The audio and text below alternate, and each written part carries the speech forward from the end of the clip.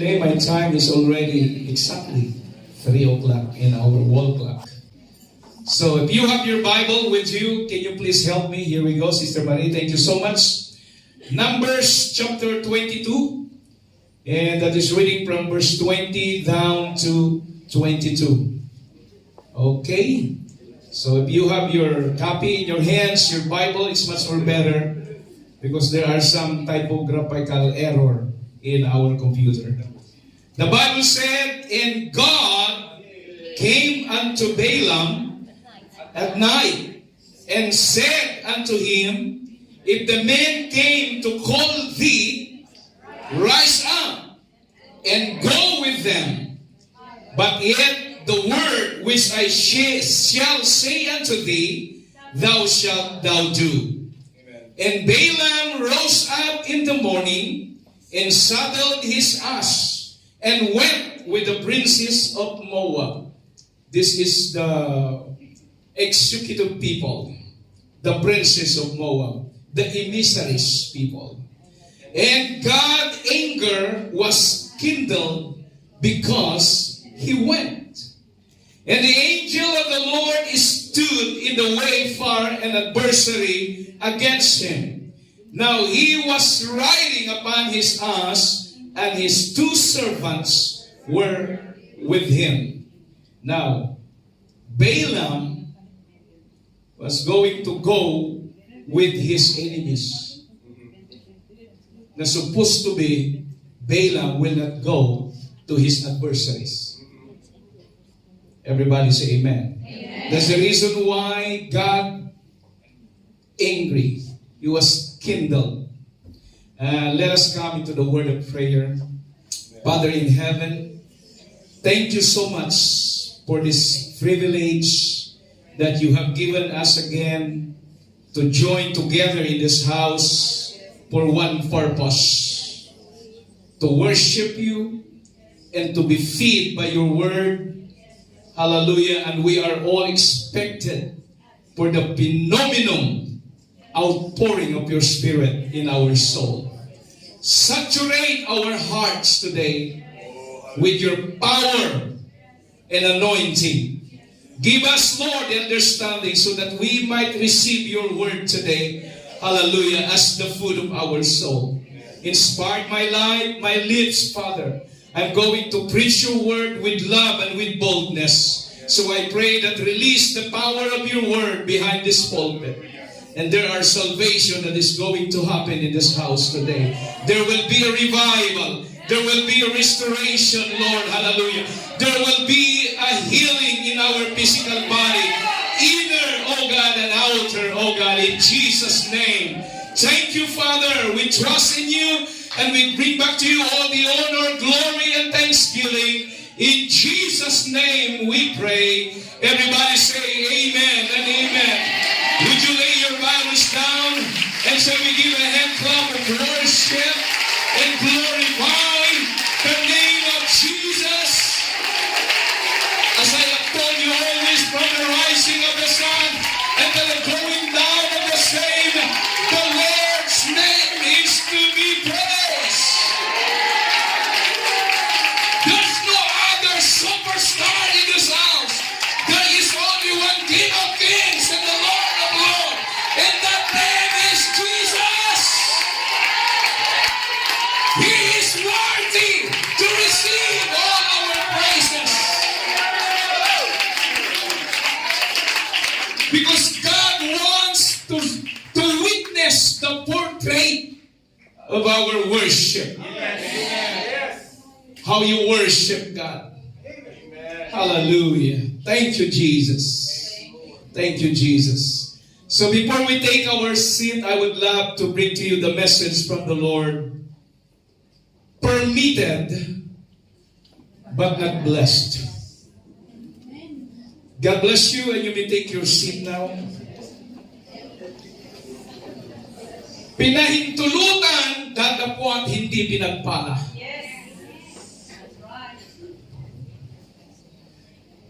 Before I'm going to expound this God's message to you this afternoon, I would like to give a short introduction about the character of Balaam. I know that some of you are, this name, character in the Bible are familiar, but maybe some are strange to their knowledge about Balaam. Charles Dickens, he introduced the book named A Tale of Two Cities. In this manner, it was the best of time and it was the worst of times. That seems to be a summary of the life of Balaam in the Bible. He was the best of prophets, and he was also the worst of the prophets. Well, in fact, were we able to fast forward him into our generation? He was probably one of our most sought after preachers, but he had a silver tongue and full of charisma. That's what Balaam. But he was a devil in a prophet's mantle. Ambrose and Augustine says that both mention him as being a prophet, but along with that, they mark him as a soothsayer and magician. When you read the summary of prayers, a summary of prophecies and exhortation that he would speak in the book of Numbers, you will find that he was a very gifted man. If you read the whole chapter of Numbers 22 and to the preceding chapters, you will understand what I'm talking about now. And can we consider this? Amen. In Numbers 23 verse 10, let me die the death of the righteous, and let my last end be like him, be like his. If you analyze that line of that verse, it is the strong words. Hello? Let me die the death of the righteous. It is a strong word. It is a full of meaning. Pregnant with purpose. Hello? But devoid of something lasting. And can we consider also his description of the character of God?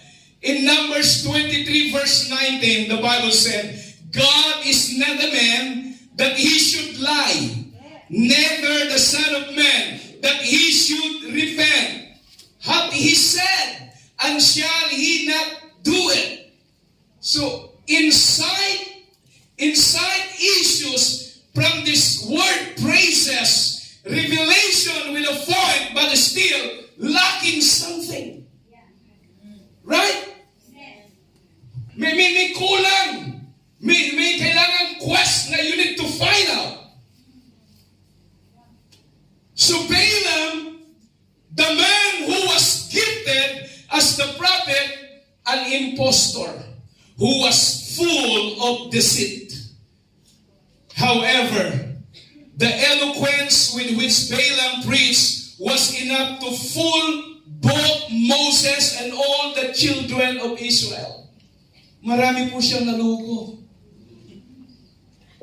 His problem was that he placed all his tears into his voice and not into his own soul. He is just only like a tinkling cymbals. Right. Hello. Amen. He urged repentance and reformation in his powerful appeals. Pag nagsalita, if he's talking about, if he's talking to somebody, there is a sugar-coated words that is in his lips. But it was absent from his own life because he has his personal intention. Personal agenda.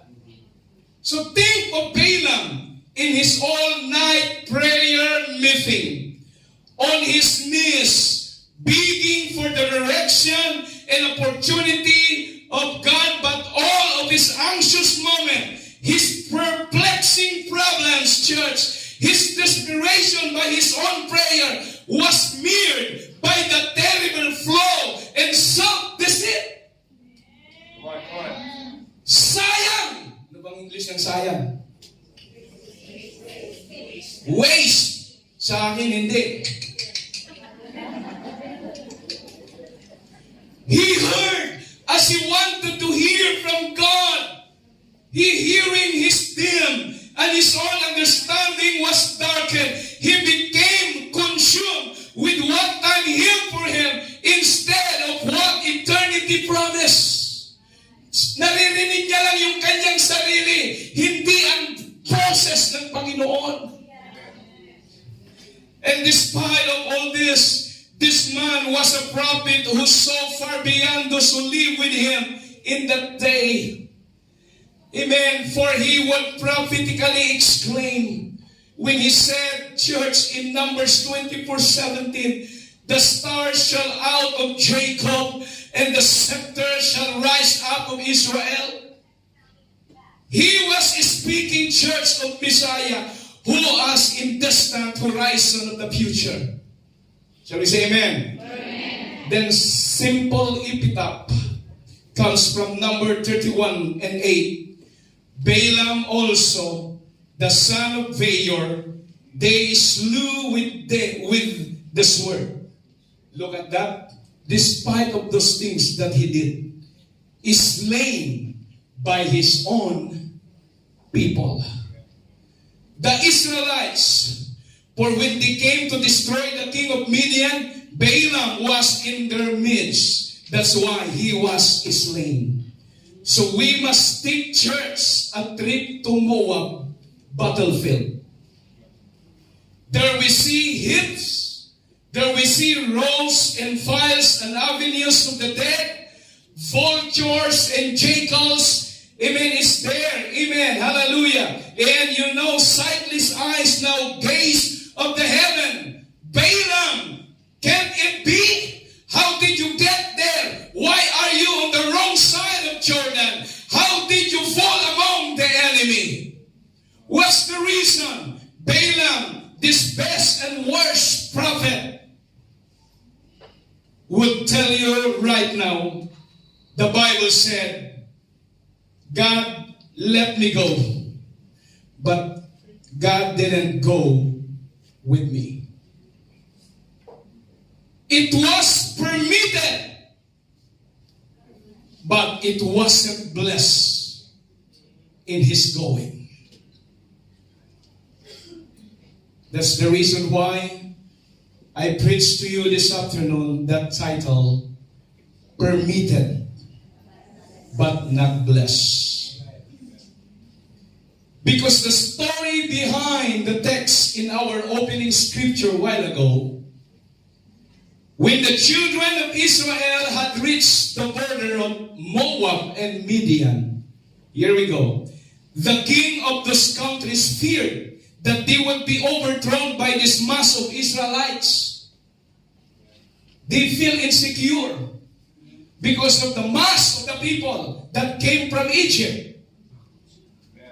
They scared to face Israelites. And the Bible said it's about 600,000 footmen. Wow. And Midian, maybe they had just on Moab, they had just only a few numbers of soldiers against the 6,000 footmen only, mga lalaki, mga fighter, not including the children and the women. This is all the male. And they are already 600,000 footmen in the Bible. And you know, they had witnessed what had happened in Og, in Bashan, and in Sin. So the king of Amorites, so they found them a preacher who was quiet, well-known. Naghahanap sila, mga kapatid, ng advisor. They are looking for someone who advised them if they are going to fight Israel that 600,000 or not. Are you with me?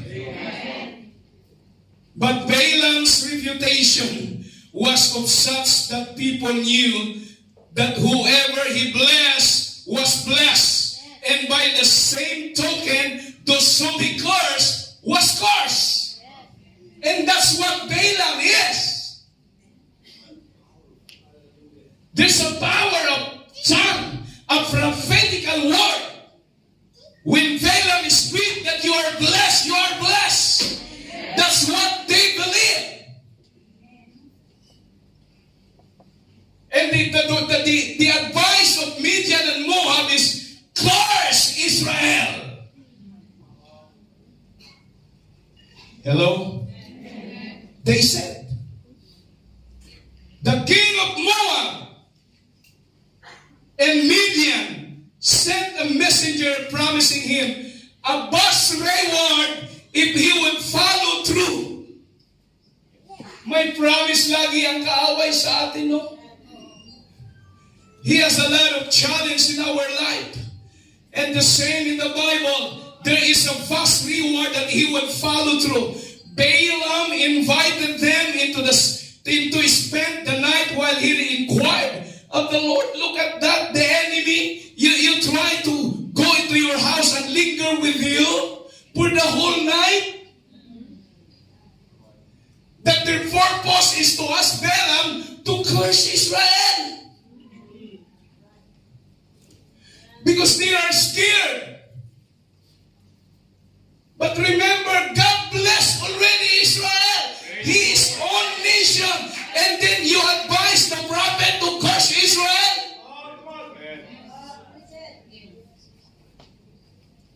Permitted but not blessed. And this is the worst things. Balaam invited them to spend the night while he inquired of the Lord.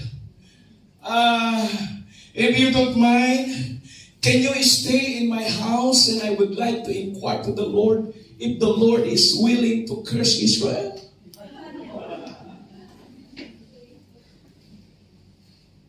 What a mad thinking. That this nation is already blessed by God.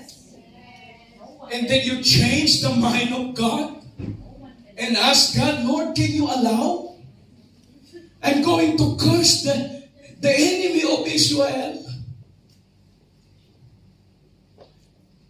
And Balaam prayed, and God instructed him, stay away from this man.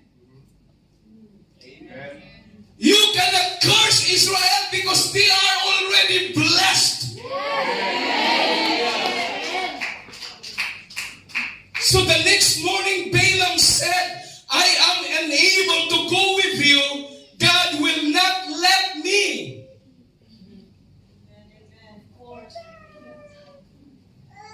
So they are discouraged. They went back home in Midian.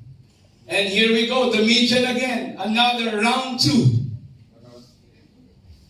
They sent much more higher ranking than the first one went there before. Before, maybe Barangay Tanod only they will send. And for the second time around, the Senate.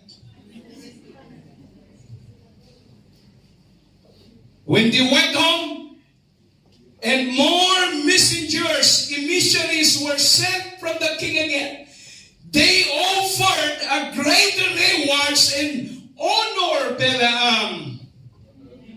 The challenge, Brother Joel, if you curse Israel, we will give you a big party. We will close Central up to Kennedy Town. And we will have a big celebration. Just only curse Israel. They offered a greater rewards and honor Balaam. But Balaam said, if they would give me a house full of silver and gold, I cannot go beyond what God has explicitly told me to do, but I will pray again. Church, the Bible said that do not stay with the unbelievers. Don't have an unbeliever's boyfriend. Do not equally yoke together with the unbeliever. And because you in love, you keep praying to the Lord. Sayang naman. Ang guwapo-guwapo na. I don't want to pakawalan him. So Lord, have mercy on me.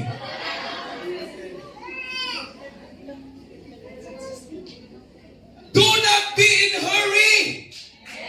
Wait for the... Wait for the go signal of God. Wait until you become 63.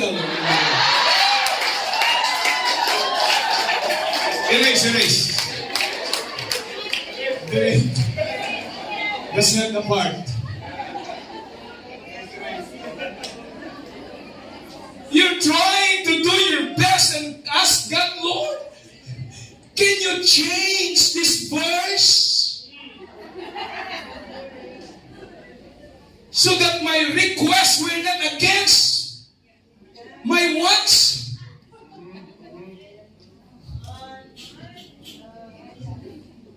We're trying to change the promise and the word of God that is already written in the Bible. Because on the first time, no, don't curse Israel, Balaam, because Israel is already blessed. Do not urge me to change my mind. And every time they come in your house, you allow them to linger with you for the whole night. Baka meron pa kayong chika-chikahan dyan. You eat with them. You fellowship with the unbelievers. How can you concentrate in me if you have distracted for these unbelievers? Most of the time, when we are always in the world, at the same time you are in the church, you are so distracted. Because in the world, many things that He offered to you. Now only best. Go with us. Go to party. Forget about your church today. Your leader will understand you. Just send a text. But God cannot understand you. You are already blessed by God. And the Bible said, not forsaking the assembling of ourselves together. Don't forget your fellowship. And you're trying to change Hebrews 10:25. Are you with me? So they went home and more messengers were sent from the king. They offer great rewards. Hallelujah. You know, listen to me, church. I'm talking to you heart to heart today. This is the heart of your pastor. And God's speaking to me today. Hallelujah. Those things that God has resolved by His word, by His principle, and by His statute. We have no business, church, praying for Him to change His mind. Amen. Amen. Did you get the point? Don't try God to change His mind because of your wants. Hallelujah. Your will. It's not your will, but let God's will.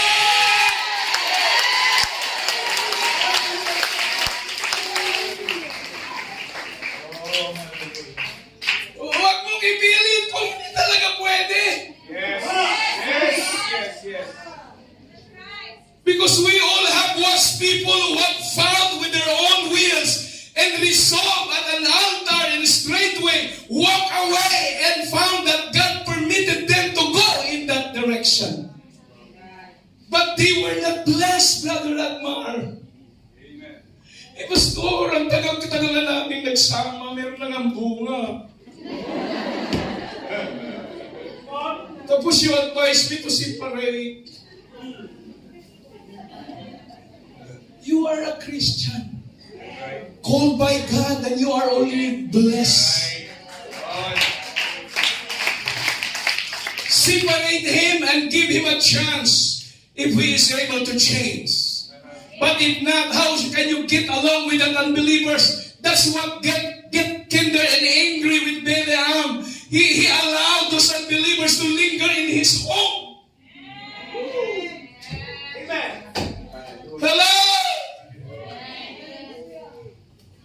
How can you grow spiritually and strong in the Lord if there's some baggage, if there's some garbage in your life? It's time to give up. It's time to surrender. Get away from those unclean things of your life.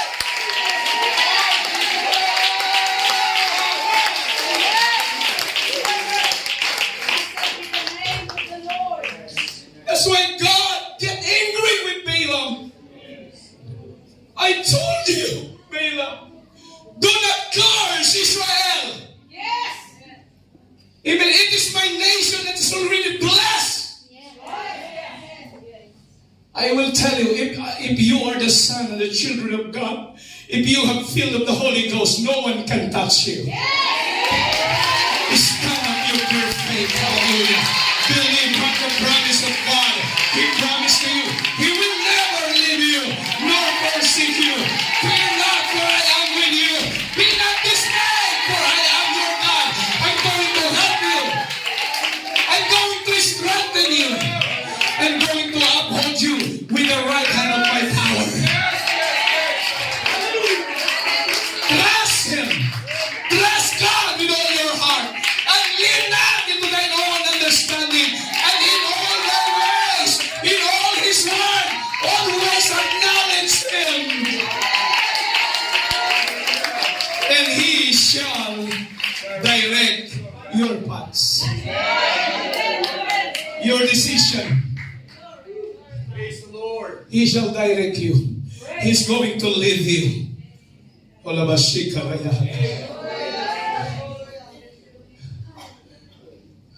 But if you want to post through your wants, yeah, makulit ka na, go lang. But I will not bless you. My blessing is not go with you. If you urge, if you post through your wants and your will, my blessing will not go with you. Whew. Di baling simple lang ang buhay. Even though your life is just on the simple, but Jesus is enough. If Jesus is living in your life, there's something happiness that you can find out in this world. Only in the presence of God. Only in the Holy Ghost. If you feel the Holy Ghost, hallelujah, there is overflowing blessing. There is overflowing joy. Because Jesus is enough. He is the answer of our quest in life. Can you tell your neighbor, Jesus is enough?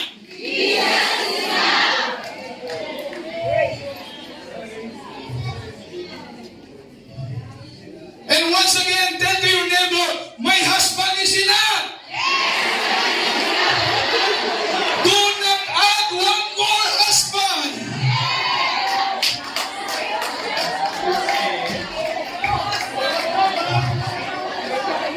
I heard, how about the no husband, Pastor?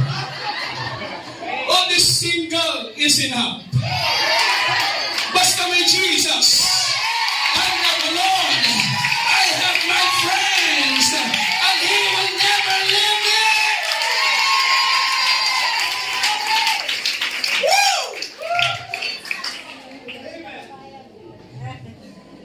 Again. Huwag mong sagutin kung unbelievers. Don't say yes to somebody if he is unbelievers.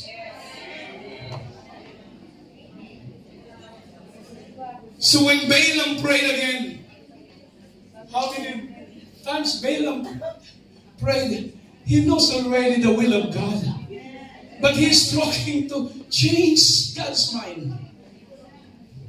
This time God came to him and said, it is in Numbers 22 verse 22, in our opening verse a while ago. If the men came to call thee, rise up and go with them. This is the word of the Lord God to him. So Balaam arose, saddled his donkey, and went with the Midianites. God only testing Balaam on this. Hallelujah. So umaga pa lang, excited siya. Yes, kalooban niya ito ng Panginoon. He allowed me. Praise God. But the next verse, listen to this. God's anger was kindled because he went. The point is, Balaam knows already the right things. Maybe God is just only test Balaam. That's why he allowed you. You can go, but by your own will. Ang kulit mo. First, you prayed for me, and I asked you, no, do not go with them. Do not curse Israel. And then you come again and urge me to.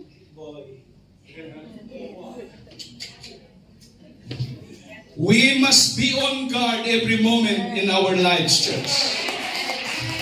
We must watch ourselves, our words, our attitude, because the enemy will not rest until he has captured your soul. That's the...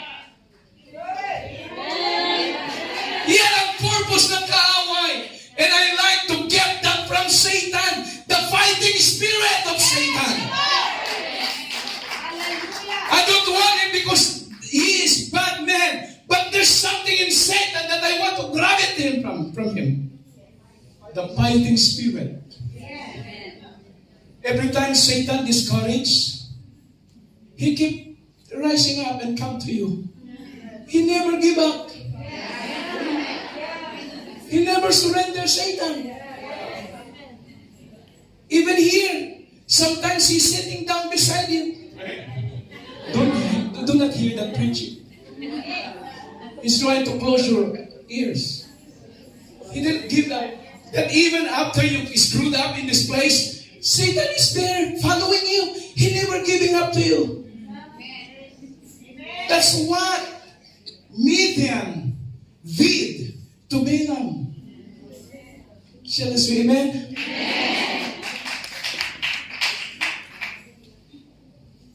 Take note this. Give me a slide, Sister Marie. Two things that we all must remember. There we go. The enemy, but never give up. And God doesn't need to speak twice.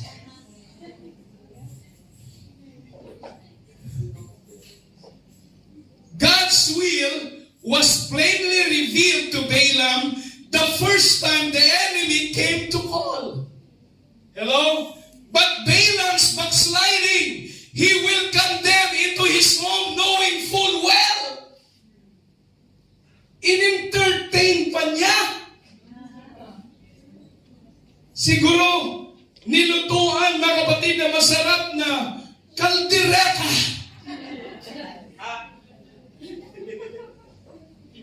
He welcomed them, he stayed in my house. They were bent on destroying God's people because the enemy's messenger intrigued Balaam and he allowed them to stand around too long. That's what happened to us. Hello? We are always allowed the enemy to come with us. Have you remembered, church, the salmon? I love sinigang salmon. It's yummy.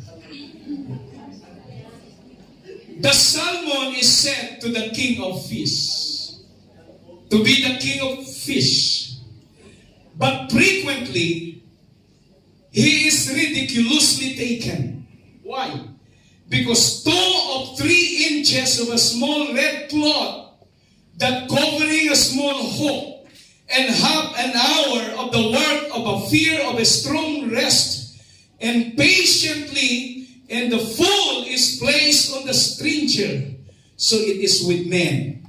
They are angled for every day, but the enemy of their own soul. King of the feast. Pero yung fisherman, meron siyang patient.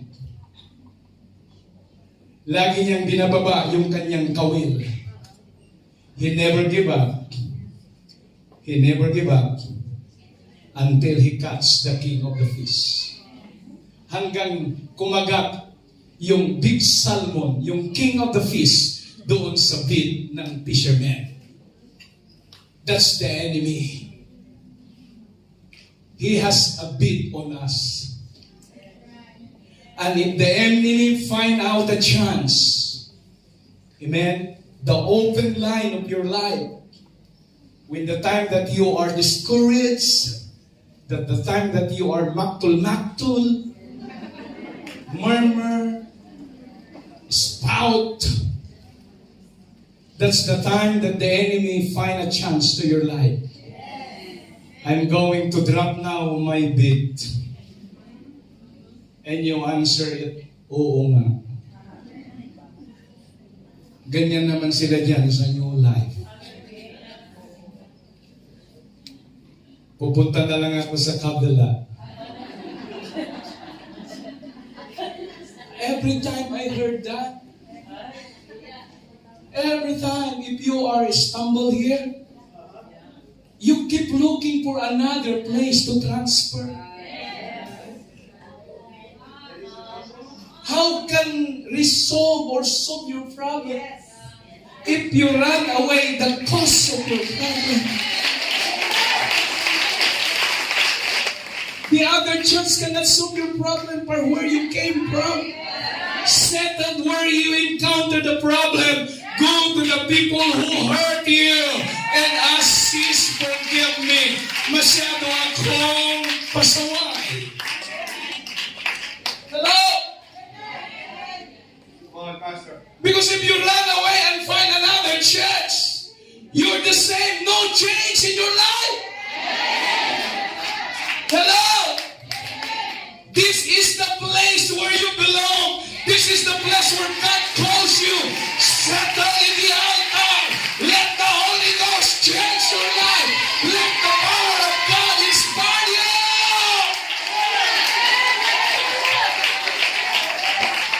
Woo! Wala sa Senado ang kasagutan. Nasa altar.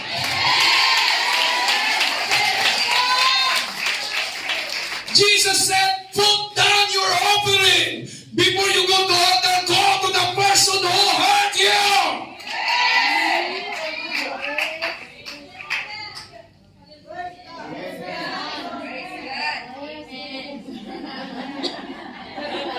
Yan ang kaganyan sa akin.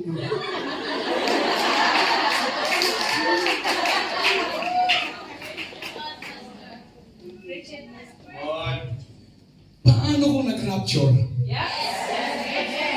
Galit kami ni Sir Lucy. Ayaw ko na kay Sir Lucy. Punta na lang ako doon sa kabila. You carry the hurt, the anger inside of your heart because you are upset. And if you go to the other place and raise your hand, hallelujah, praise God, I love you. Hypocrite. Spirit. If there's something wrong in your heart, how can you praise God freely? Am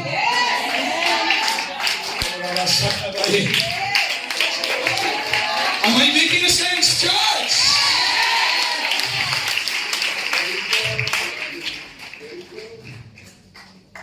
Balaam said, no, I can curse Israel. But spend the night. Hello? But eat at my table. But let's stay friends. Hello? There are sisters, they are linked to someone, and this someone is keep sending a text, even though they are already separated. And the man keep sending a text. And the pastor advised, i-unfriend mo na kasi.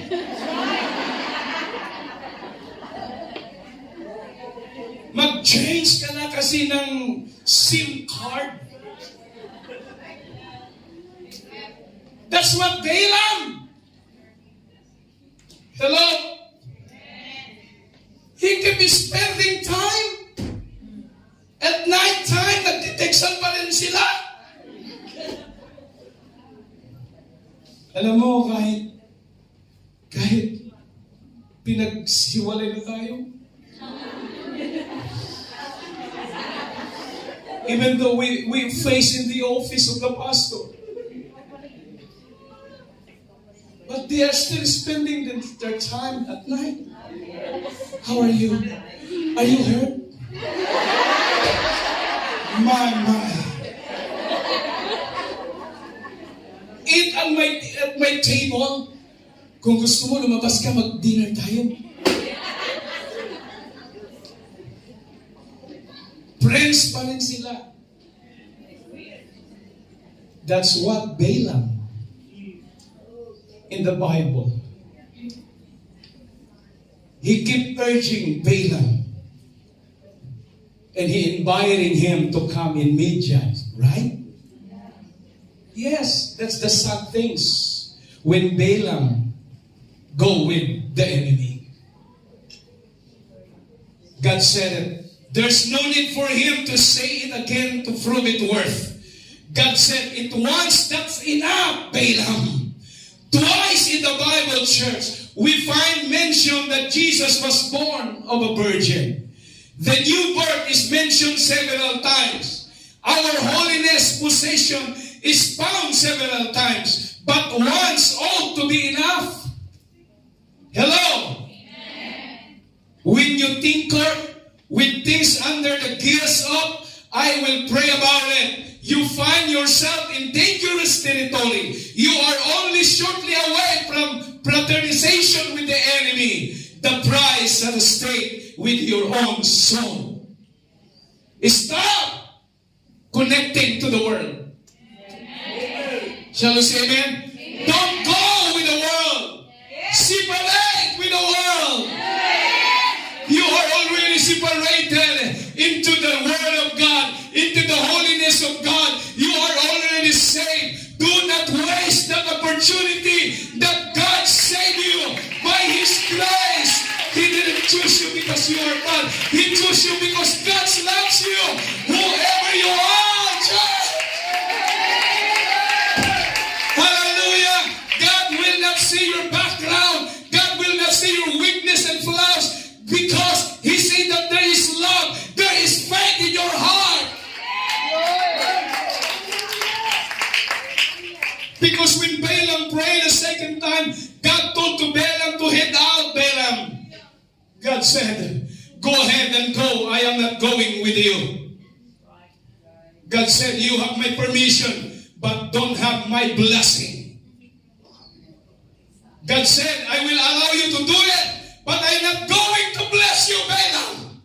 Amen.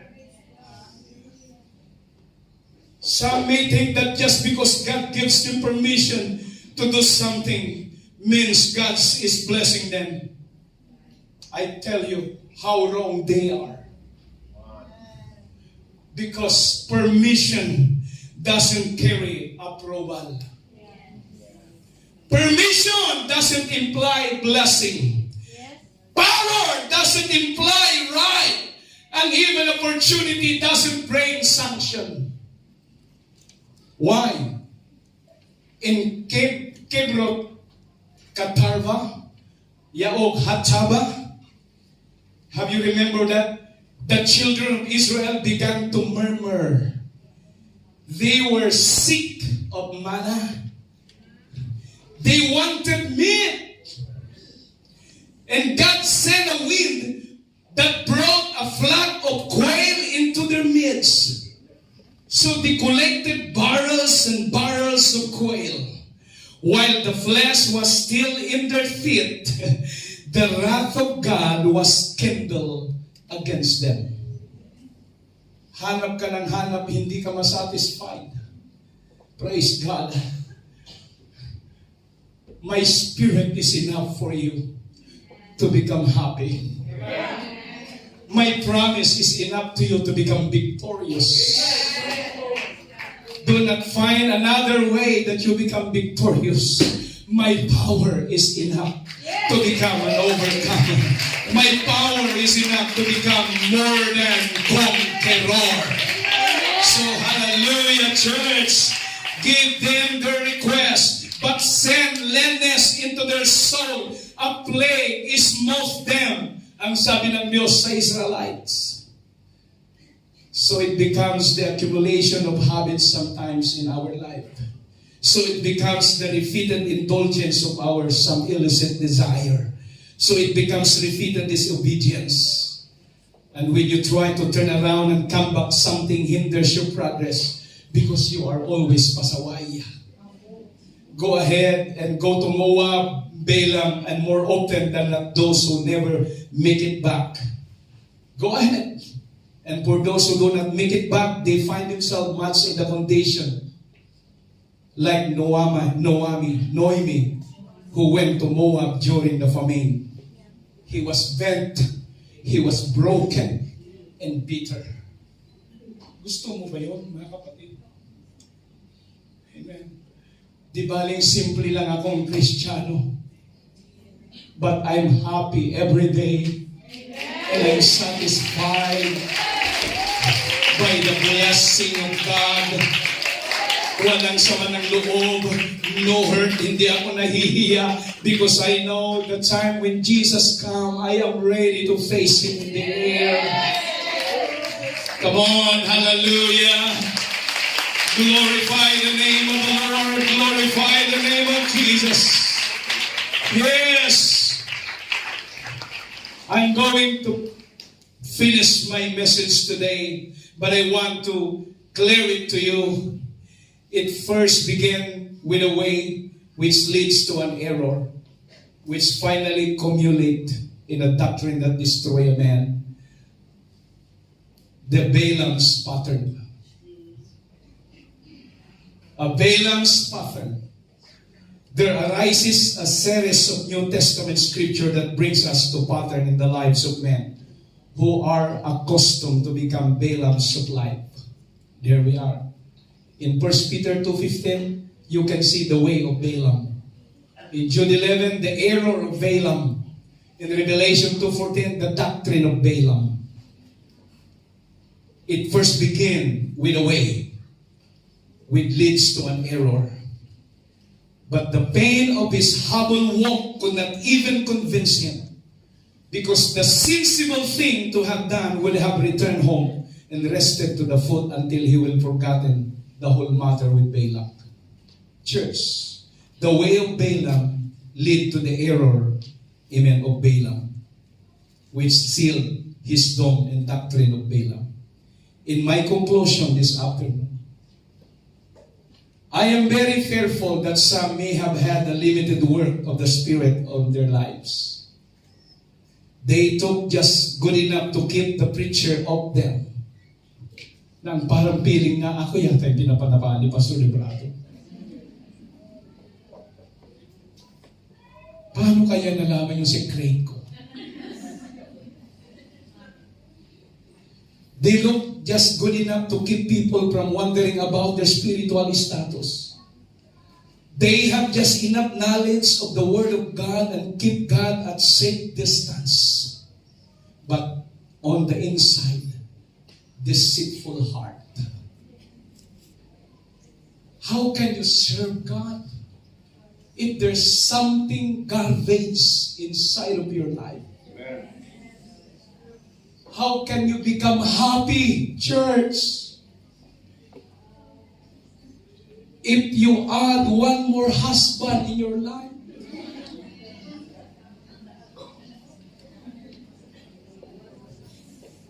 I feel that there is a heart like a cauldron of emotion in this place. I heard a while ago when Sister Marie, my wife, and Sister Irene is talking about the water baptism. My wife said, and the Lord inspired me, one thing that we miss in baptism, we are happy to get baptized people, but we forget the baptism of the Holy Ghost in the baptistry. If that Holy Ghost is important in the baptistry, how much more important to you, people of God? Hello? We cannot meet the Lord in the air without the Holy Ghost.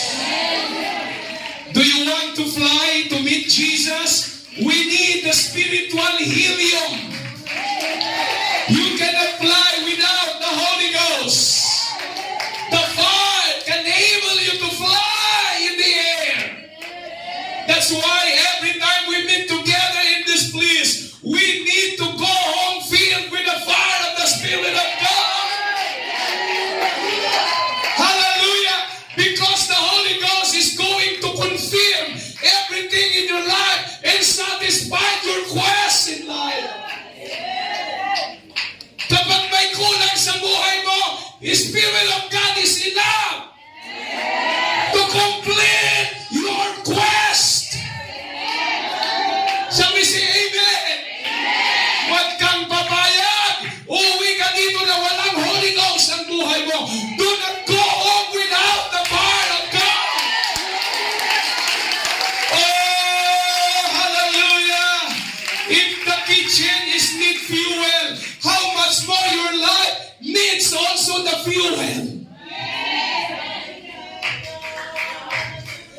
You cannot really cook a yummy food in the kitchen without the oil.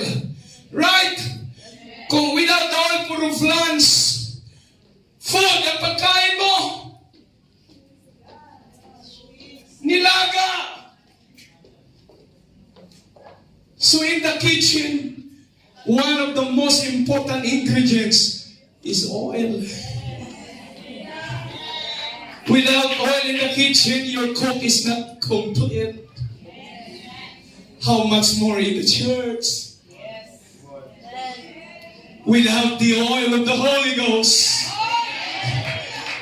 Hallelujah. Our service is incomplete. The airplane cannot fly without the oil. The car cannot move properly without the oil. Hallelujah. Your life is incomplete. Boy, without the fire of God, the oil, hallelujah, it can move you properly. Praise the Lord. Kaya nga maraming unconditioned ang walk ng Christian sa Panginoon. Meaning to say, may tawag dito sa sasakyan, Brother Mar. Palyado! Ano ba sa English ng palyado?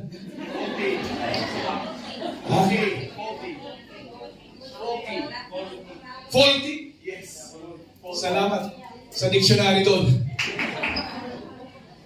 Kaya, there are many Christian faulty. Yes. If you are Christian faulty, like the car, you need to force before you. Have you seen that car? Cannot start? Somebody will push the car so that the car will start. And some Christian most of the time tulak-tulak. Mag-church ka na sis, huwag ka nang pati subtisod yan.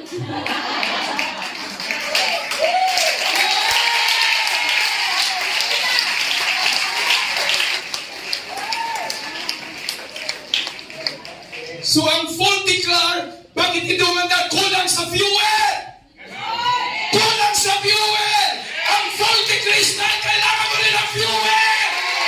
Fuel ang kailangan mo!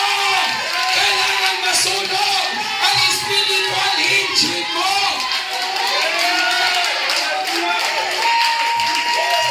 Oh, may mga spiritual, ano ba yan mga kapatid? Sa loob ng engine! Hindi nila alam yung gumagano doon. Pistol ring!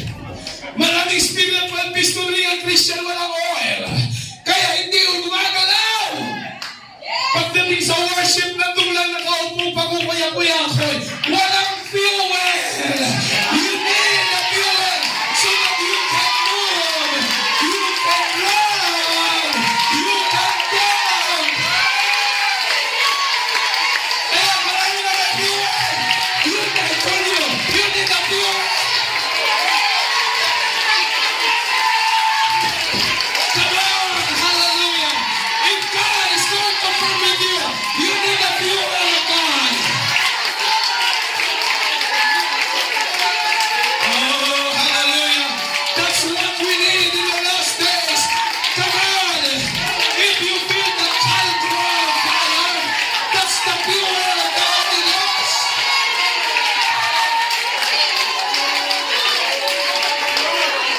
What's yours? Come on, stand up. Stand up, church. Come on.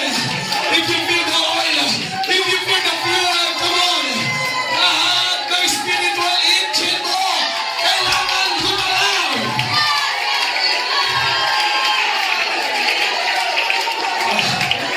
Unamusik ka na nabuhok. Yes! Yes! Musician, come on, start the fuel. Start the engine.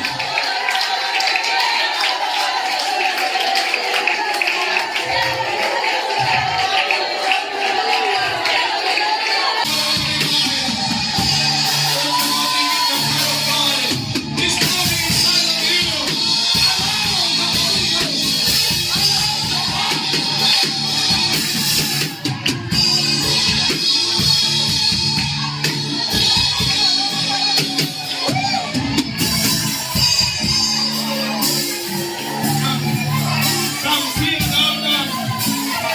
Feel the altar.